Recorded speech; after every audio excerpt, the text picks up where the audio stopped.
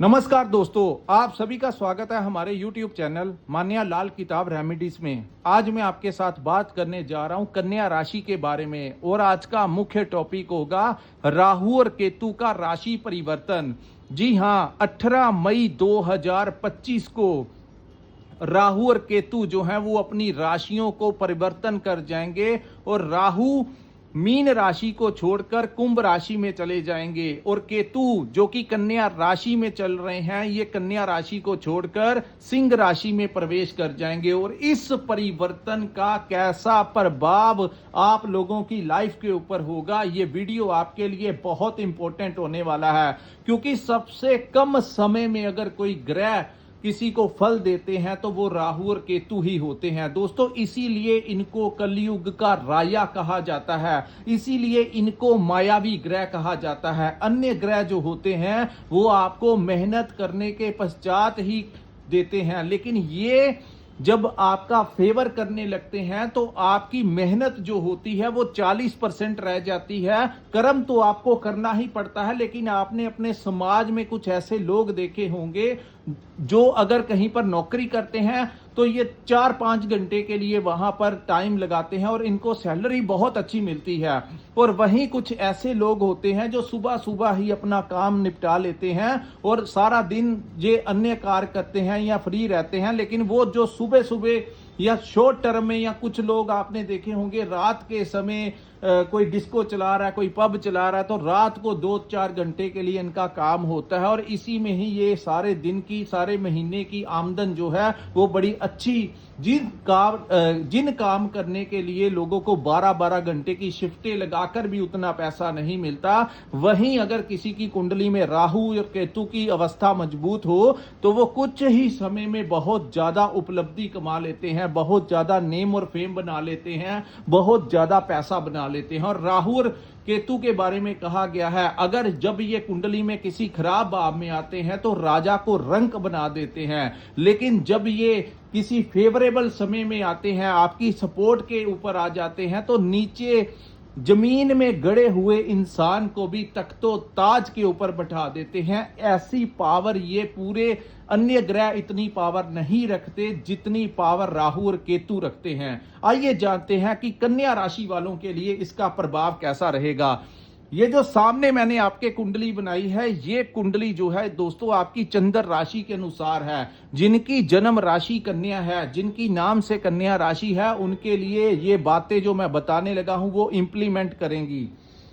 हालांकि यहां पर चंद्र राशि में देखा जाता है कि कौन से ग्रह की महादशा और अंतरदशा चल रही है, लेकिन ये ग्रह बहुत ज्यादा प्रभावित होते हैं। जिस प्रकार सूर्य को ग्रहों का राजा कहा जाता है, हर महीने सूर्य अपने एक भाव को छोड़ के दूसरे भाव में गोचर करते हैं और सूर्य जिस भाव में बैठते हैं, चाहे आपके ऊपर किसी भी ग्रह की महादशा अंतरदशा क्यों ना चल रही हो, सूर्य अपना प्रभाव देते हैं। इसी प्रकार राहु और केतु जो हैं वो बड़े जब बली अवस्था में आ जाते हैं तो वो किसी की परवाह नहीं करते और बहुत कम समय में बहुत कुछ जो है वो लोगों को दे जाते हैं। आइए जानते हैं दोस्तों, भाग्यवश कन्या राशि वालों के लिए ये गोचर बहुत ही उत्तम होगा, क्योंकि राहु जो है वो वायु तत्व के ग्रह हैं और इस समय जो 18 मई 2025 को जो परिवर्तन होगा, राहु जो है वो कन्या राशि में के 6ठे भाव में गोचर कर जाएंगे और वायु तत्व का ग्रह वायु तत्व की राशि में प्रवेश कर जाएगा। सबसे बड़ी बात ये होगी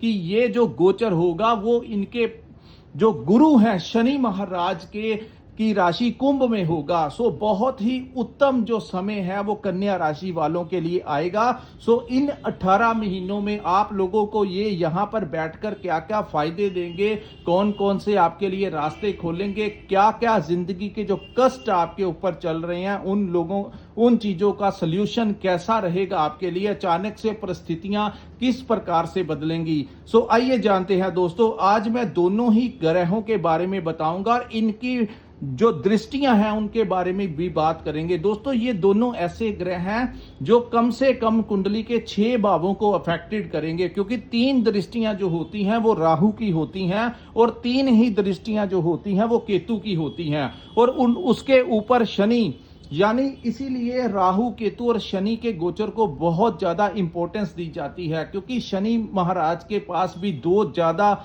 जो अफेक्टिव दृष्टियां हैं, एक उनकी तीसरी दृष्टि, एक जहां पर वो बैठते हैं, और एक उनकी 10वीं दृष्टि। तो कुल मिलाकर इन दोनों तीनों को इकट्ठा कर लिया जाए तो मोर देन हाफ जो कुंडली के भाव होते हैं, ये तीनों जो है उनको प्रभावित करते हैं। सो बहुत ज्यादा प्रभाव जो होता है इन ग्रहों का हमारी लाइफ के ऊपर होता है। आइए जानते हैं दोस्तों, सबसे पहले समझते हैं छठा भाव जो है वो किन चीजों को रिप्रेजेंट करता है। छठा भाव जो होता है वो रोग, ऋण और शत्रुओं को रिप्रेजेंट करता है। और राहु जैसा ग्रह जब छठे भाव में बैठता है तो यहां पर कहा गया है कि जन्म कुंडली के अंदर या गोचर के दौरान भी जब छठे भाव में कोई उग्र ग्रह बैठ जाए, कोई अग्नि तत्व का ग्रह बैठ जाए, कोई पापी ग्रह बैठ जाए तो बहुत अच्छा फल देते हैं। लेकिन यहां पर जब कोई शुभ ग्रह बैठ जाए, जैसे चंद्रमा बैठ जाए, देवगुरु बृहस्पति बैठ जाए, शुक्र बैठ जाए, बुध बैठ जाए, तो विपरीत स्थितियां और संघर्ष जो है वो बढ़ा देते हैं। लेकिन सबसे बड़ी गोल्डन अपॉर्चुनिटी ये होगी आप लोगों के लिए कि आपके 6th हाउस में राहु का गोचर होगा और ये आगामी 28 वर्ष तक इसी भाव में बैठे रहेंगे। तो छठे भाव में यहां पर दोस्तों जिन लोगों के ऊपर कर्ज चढ़ा हुआ है, जो कर्ज आपका उतर नहीं रहा, जैसे ही कोरोना काल के पश्चात कुछ कन्या राशि वालों का बहुत ज्यादा नुकसान हुआ और उसके बाद 21, 22, 23 में बीच में गुरु चंडाल दोष भी आया और ऐसी स्थितियां उत्पन्न हो गई कि अभी तक वो कर्ज जो है वो उतर नहीं रहा, बहुत ज्यादा संघर्षमय स्थिति बनी हुई है। तो यहां पर उन लोगों को सबसे बड़ा फायदा ये होगा कि ये आगामी 18 महीनों के अंदर अंदर जितना कर्ज, चाहे लाखों का है चाहे करोड़ों का है, उस हिसाब से आपकी वो आमदन बना देंगे कि आपके ऊपर चढ़ा हुआ तमाम वो कर्ज जो है वो चुका देंगे। लेकिन दोस्तों कहते हैं कि कर्ज लेना बड़ा आसान होता है लेकिन चुकाते हुए बहुत परेशानी आती है। यहां पर कुछ स्थितियां ऐसी बनेगी, अगर आपके ऊपर किसी ने आपका चेक वगैरह बैंक में कोर्ट में लगाया हुआ है तो वहां पर वो चीजों का निपटारा कर जाएंगे। इसको आप नेगेटिवली मत लीजिए, हो सकता है कि किसी ना किसी सेटलमेंट के तहत आप लोगों का वो निपटारा जो नहीं हो रहा इस समय के अंदर उन चीजों का निपटारा हो जाएगा। दूसरा, जिन लोगों को कोर्ट केस लगा हुआ है, चाहे वो किन्हीं भी बातों को लेकर कोर्ट केस लगा हुआ है, ऐसे कोर्ट केस में जो लोग परेशान हैं उन सभी लोगों के लिए एक बड़ी राहत जो है वो राहु लेकर आएंगे। यहां पर आपको जुडिशरी से, सरकार से आपको अच्छा समर्थन इस समय मिलता हुआ नजर आएगा। दूसरा, इसको हमारी सेहत से भी देखा जाता है, रोग, ऋण और शत्रु। अब बात करेंगे आपकी हेल्थ के बारे में, क्योंकि हेल्थ अगर अच्छी रहेगी तो सब कुछ ठीक रहेगा। दोस्तों जब भी छठे भाव में राहु आते हैं तो अगर आपके शरीर के अंदर कोई समस्या चल रही है, कुछ परेशानी चल रही है, तो उन चीजों को वो जड़ से ही खत्म कर जाएंगे। चाहे वो कोई मेडिसिन के तहत आपको कर जाएं, चाहे जिन लोगों का कोई छोटा मोटा कोई ऑपरेशन है, उन चीजों को वो प्रॉपरली इस 18 महीने के टाइम पीरियड में वो प्रॉपर आपके अंदर से वो जो बीमारी होगी उसको नष्ट कर जाएंगे। सो आने वाले समय के लिए आप फिट एंड फाइन जो है वो रहेंगे। सो हेल्थ के लिए ये इसमें भी आपको नेगेटिव नहीं होना, क्योंकि कई बार बीमारी का पता तब चलता है जब इंसान बहुत ज्यादा आगे चला जाता है। लेकिन राहु जब छठे भाव में बैठते हैं तो आपकी फिजिकली आपको फिट रखने के लिए अगर कुछ भी समस्या आपके अंदर है तो उस समस्या का वो सोल्यूशन जो है वो आपके सामने लेकर आएंगे। सो कैसे भी करके उन्होंने उस बीमारी को खत्म करने के लिए राहु का अहम रोल आपकी लाइफ में होगा। सो ये चीज भी जो है वो आपके लिए पॉजिटिव होगी। तीसरा, बात करेंगे आपके शत्रुओं की। जो शत्रु आपको परेशान करते हैं, चाहे वो आपके व्यापार में हो, चाहे वो आपकी नौकरी में आपके बॉस या आपके जो कोलीग्स आपके ऊपर प्रेशर बनाते हैं, आपको समय समय के ऊपर आपको हरासमेंट होती है, तो जब भी राहु छठे भाव में गोचर करते हैं तो दोस्तों यहां तक पॉसिबिलिटी हो जाती है, या तो उनको अपना बिहेवियर आपके लिए चेंज अचानक से आप होता हुआ देखोगे, या फिर उनकी ट्रांसफर वो करवा देंगे। यानी कि बड़े से बड़ा दन्ना सेठ जो आपको आपसे जेलसी रखता है, आपसे वो कुछ ना कुछ आपको दबाने की जो लोग कोशिश करते हैं, चाहे आपके व्यापार में हो, चाहे आपके समाज में हो, परिवार में हो, आपके कोई भी ऐसा शख्स जो आपको दबाने की कोशिश करता है, ऐसा इंसान वो उसको खुद क्यों मुंह की खानी पड़ेगी। ऐसा प्रभाव जो होता है वो राहु का छठे भाव में होता है, यानी बड़े से बड़ा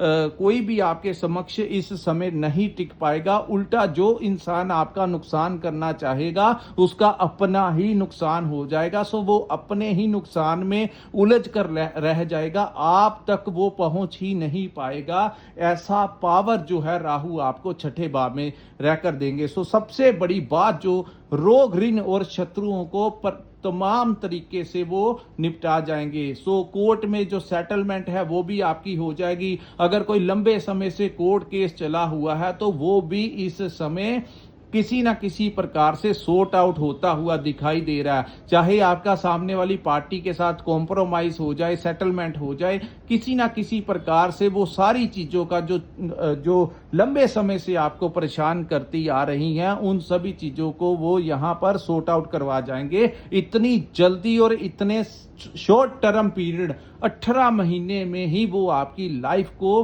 कहीं का कहीं ले जाएंगे। सो इस समय आप लोगों को चाहिए, आपके जितने भी पेंडिंग कार्य ऐसे चल रहे हैं उन चीजों का सेटलमेंट अगर आप जितना जल्दी करना चाहते हैं कर लीजिए, ताकि इस समय का आप भरपूर फायदा उठा सकें। दूसरा, यहां से बैठ के राहु की दृष्टि आपके कर्म भाव के ऊपर पड़ेगी। तो कर्म भाव में राहु की उच्च की दृष्टि पड़ने से दोस्तों इस समय आपको प्रमोशन मिल सकती है। जो लोग गवर्नमेंट जॉब करते हैं उनको प्रमोशन मिल सकती है। दूसरी बात, यहां पर आप लोग अगर अपना कोई व्यापार करना चाहते हैं तो जिस भी व्यापार में आप लंबे समय से कार्य कर रहे हैं उसमें आपको बहुत ज्यादा तरक्की मिलेगी। यानी कि आपको सिटिंग खुद करनी होगी अपने कर्म स्थान के ऊपर। अगर आप कोई दुकान चलाते हैं, कोई फैक्ट्री चलाते हैं या कोई कंपनी चलाते हैं, जहां पर भी आप सिटिंग करते हैं, आप यकीन मानिए आपकी कम्युनिकेशन इतनी अच्छी और इतनी कॉन्फिडेंटली होगी कि सामने वाला जो ग्राहक, जो क्लाइंट आपसे मिलने आएगा वो आपका ही हो जाएगा। इतना प्रभाव जो होगा वो राहु का आने वाले 18 महीने के लिए कन्या राशि वालों का भी बहुत बड़ा फायदा करेगा। उसके बाद जहां पर अगर आप प्राइवेट सेक्टर में भी काम करते हैं, आपको स्विचिंग करवा सकते हैं। आपकी सैलरी को अगर आप 100 रुपया लेते हैं, मैं एग्जाम्पल के तौर पे कहता हूं, आपको कोई ऐसा ऑफर मिल सकता है जो आपको डबल या 150 या 200 तक की जो आपको सैलरी दे सके। ऐसी अवस्थाएं भी राहु पैदा करेगा, क्योंकि उसका कार्य है कि आपके ऋणों को चुकाना, आपकी आमदन को इतना ज्यादा बढ़ा देना कि आप अपने पुराने कर्ज चुका दो। आपके व्यापार को एक्सपेंड करने के लिए ये गोचर हुआ है। सो कहते हैं कि समय जो होता है वो एक जैसा नहीं रहता। एक वो समय था जिसने आपको इस दलदल में धकेला, आपको मेंटली परेशान किया, आपको बहुत कुछ करना पड़ा, लेकिन अब जो समय आएगा इन सभी चीजों का वो निपटारा कर जाएगा और जिंदगी की को एक नई दिशा देकर जाएगा। सो राहु और केतु का ये परिवर्तन आप लोगों के लिए बहुत ही ज्यादा उत्तम रहेगा। दूसरी दृष्टि जो है वो केतु के ऊपर पड़ेगी। दोस्तों यहां से आपको विदेश में जो लोग रहते हैं उनको बड़ा लाभ मिलेगा। अगर आप विदेश जाना चाहते हैं तो विदेश आपको वीजा लग सकता है। अगर आप वहां पर पीआर वगैरह अप्लाई किया हुआ है या करना चाहते हैं तो आपको परमानेंट रेजिडेंस मिल सकता है। अगर आप इंपोर्ट एक्सपोर्ट का काम करते हैं, ऑनलाइन काम करते हैं, सोशल मीडिया के साथ जुड़े हुए हैं, तो ऐसे लोग या आपकी सोर्स ऑफ इनकम किसी विदेशी भाव के साथ जुड़ी हुई है तो वहां से आपको अत्यंत लाभ इस समय मिलता हुआ दिखाई देगा। उसके बाद मैं केतु के ऊपर भी आऊंगा। राहु की जो तीसरी दृष्टि है वो आपके धन भाव के ऊपर पड़ेगी। सो दोस्तों ये जो भाव है ये बहुत इंपॉर्टेंट है, क्योंकि धन के लिए, पैसे के लिए इंसान कार्य करता है। उससे उसने अपना घर चलाना होता है, अपना कुटुंब चलाना होता है, अपने सर्कल चलाने होते हैं। तो धन भाव जो कि शुक्र का लगन होगा, यहां पर राहु की जो तीसरी दृष्टि होगी ये बड़ी इंपॉर्टेंट होगी। दोस्तों ये आपको शॉर्टकट में भी पैसा दिला सकता है। ऐसी अवस्थाएं आपके समक्ष आ सकती हैं, कोई ऐसे प्रोजेक्ट आपको मिल सकते हैं, कुछ ऐसी आपके कुछ ऐसा प्रॉफिटेबल काम मैं आपको एक्सप्लेन नहीं कर सकता। यहाँ पर कोई भी ऐसा कार्य जिसमें मेहनत कम होगी और इंटरेस्ट रेट ज्यादा आपको मिलेगा, ऐसे कार्य वो करवाएगा और आपके धन भाव में वो वृद्धि करेगा। वो कैसे भी करेगा, लेकिन वो राहु है, तो राहु यहाँ पर आपके धन भाव के ऊपर उसकी उच्च की दृष्टि होने से ये जो 18 महीने का टाइम होगा, इसमें आपको वो शॉर्ट आपकी प्लानिंग जो होगी, किसी भी प्रकार से आपका वो रास्ता निकालेगा, लेकिन वो आपको धन देगा ही देगा। दूसरा, इस भाव को हमारी कम्युनिकेशन का भाव कहा जाता है। सो आपकी कम्युनिकेशन में जो लोग ट्रेडिंग का काम करते हैं, जो लोग कंसल्टेंसी देते हैं, जो लोग कोचिंग देते हैं, जो लोग कंसल्टेंसी मार्केटिंग का काम करते हैं, ऐसे जो लोग होंगे उनको अत्यंत फायदा होगा।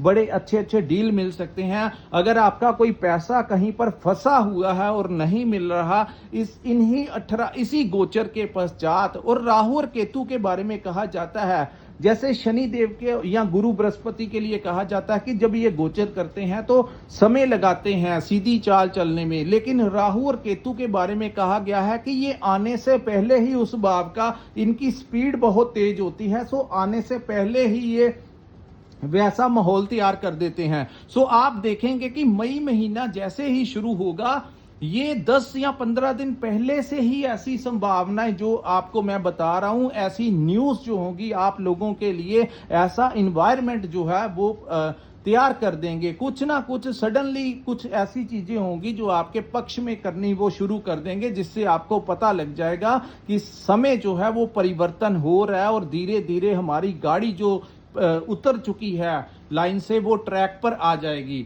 सो धन भाव की जो दृष्टि होगी, यहां से वो आपको इतना पैसा देगा, इतना धन देगा कि आप लोगों के पुराने ऋण तो वो चुका देगा, आने वाले समय के लिए भी आपको अच्छी सेटिंग जो है वो राहु यहां पर देकर जाएंगे। और सबसे बड़ी बात ये होगी कि राहु और केतु के साथ इस समय शनि भी आपकी सपोर्ट करेंगे। और दूसरा, इस समय जब शनि भी सपोर्ट करेंगे, राहु और केतु भी सपोर्ट करेंगे, और देवगुरु बृहस्पति का भी जो गोचर है वो भी तकरीबन आपकी सपोर्ट करेगा। तो सुख, संपत्ति, घर, वाहन जो है, ये सारी चीजें आने वाले समय में आप लोगों को इन्हीं ग्रहों की आशीर्वाद से आप लोगों को प्राप्त होंगी।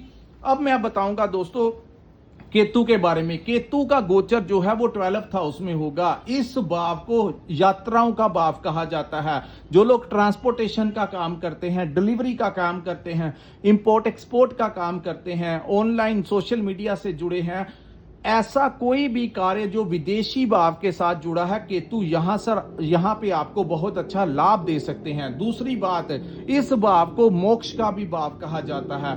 तो मोक्ष का भाव में केतु के जैसे ग्रह का बैठना, हालांकि इसको हमारे खर्चों का भाव भी कहा जाता है। तो राहु वो सारे कर्ज जो आपके ऊपर चढ़े हैं, जो आमदन आएगी उससे आप अपने पुराने कर्ज जो हैं वो चुका देंगे। यहां पर वो केतु जो खर्च के भाव में बैठे हैं, वो इंप्लीमेंट चीजें आपस में होंगी। तीसरा, इस भाव को मोक्ष का भी भाव कहा जाता है।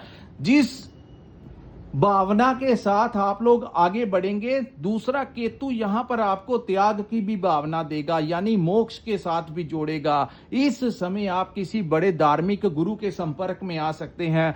किसी ना किसी गुरु का बड़ा इंपॉर्टेंट रोल होगा आप लोगों को सही मार्गदर्शन देने में। तीसरा, इस समय आप लोग मंदिर या आप जिस भी धर्म से संबंधित क्यों ना हो, उसका शुक्रिया अदा करने के लिए भी आप लोग दान पुण्य करते हुए नजर आएंगे। यानी कि आपका समय इतना अच्छा होगा कि उस समय के अंदर एक तो आप पैसा धन तो कमाओगे ही, नाम शोहरत सब कुछ आपको मिलेगा, लेकिन उसके साथ साथ केतु जो हैं वो आपको धार्मिक भी बनाएंगे। यानी कि आप इस समय, इस कार्यकाल के दौरान ईश्वर को नहीं भूलेंगे और उसके कारण आप इस समय दान दक्षिणा मंदिरों में, गरीबों में भी बांट सकते हो। यानी कि आपको जो पैसा आएगा उसका कुछ हिस्सा जो है आप लोग ऐसे कार्य करते हुए भी नजर आएंगे। दूसरा, केतु की जो पंचम दृष्टि है वो आपके प्रॉपर्टी के भाव के ऊपर पड़ेगी। आपके शनि की दसम दृष्टि यहां पर उच्च की होगी, गुरु की दृष्टि यहां पर उच्च की होगी, केतु की पंचम दृष्टि होगी। सो जिन लोगों के पास घर नहीं है, किराए पर रहते हैं या लंबे समय से अपने घर की, अपने वाहन के बारे में सोच रहे हैं, तो केतु की दृष्टि, जैसे ही केतु की दृष्टि आपके चतुर्थ भाव के ऊपर पड़ेगी तो आपके नए घर के, नए प्लॉट के, कुछ ना कुछ संपत्ति से रिलेटेड, नई संपत्ति से रिलेटेड आप लोगों को बड़ा जबरदस्त फायदा यहां पर देंगे। सो आपको नया घर मिलने का जो सपना है वो इसी कार्यकाल में पूरा होगा। दूसरा, इस समय, आने वाले समय में आपको कोई वाहन मिल सकता है। वाहन का सपना और नए घर का सपना केतु की ये दृष्टि दिलाएगी आपको। दूसरा, केतु की एक दृष्टि जो है राहु के ऊपर पड़ेगी, तो राहु का जो प्रेडिक्शन है मैंने आपको बता दिया। केतु की जो 9th दृष्टि है वो पड़ेगी आपके अष्टम भाव के ऊपर, जो कि पैतृक संपत्ति का भाव है।